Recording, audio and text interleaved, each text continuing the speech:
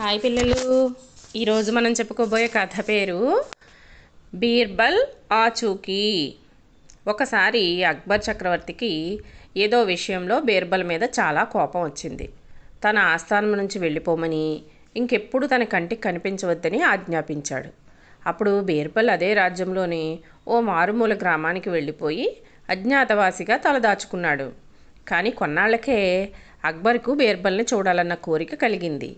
అతడి కోసం రాజ్యమంతా వెతికించాడు. కానీ ప్రయోజనం లేకపోయింది. బీర్బల్ ఆచూకీని ఎలాగైనా కనిపెట్టాలనుకున్న అక్బర్కి ఓ ఆలోచన వచ్చింది. తన రాజ్యంలోని ప్రతి ఊరి వాళ్ళు నెల రోజుల్లోగా ఒక కుండ నిండా తెలివిని నింపి తనకు పంపించాలన్నాడు. ఒకవేళ అలా పంపించడం వీలు కాకపోతే ఆ కుండ నిండా బంగారం, వజ్రాలు నింపి పంపాలని గ్రామ పెద్దలకు కబురు పంపాడు. తెలివిని కుండలో ఎలా నింపుతారు?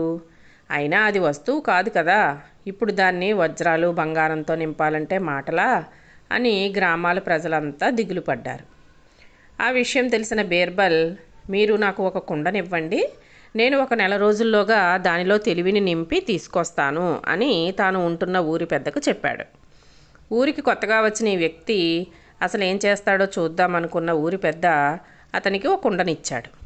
బీర్బల్ ఓ పుచ్చకాయ తోటలోకి వెళ్ళాడు. చిన్న పుచ్చకాయ పిందెను పాదు నుంచి కొయ్యకుండానే తీగతో సహా కుండలో వేశాడు. ఆ పాదుకు నీళ్లు, ఎరువులు వేసి జాగ్రత్తగా పెంచాడు.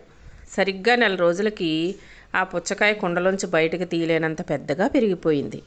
అప్పుడు దాన్ని తెచ్చి కాయతో సహా ఉన్న కుండను గ్రామ పెద్దకి ఇచ్చి అక్బర్కి అప్పగించమన్నాడు. అక్బర్ చక్రవర్తి కుండను, దాని లోపల పెరిగిన పుచ్చకాయను పరిశీలించాడు. అలా తెలివిగా ఆలోచించగలిగేది ఒక్క బీర్బల్ మాత్రమే అని గ్రహించాడు. వెంటనే ఆ గ్రామానికి తన పరివారంతో వెళ్ళి బీర్బల్ని తిరిగి తన ఆస్థానానికి తెచ్చుకున్నాడు. బాగుంది కదా. ఇది ఈనాడు ఆదివారం పుస్తకంలో పిల్లల కోసం వచ్చిన కథ అన్నమాట.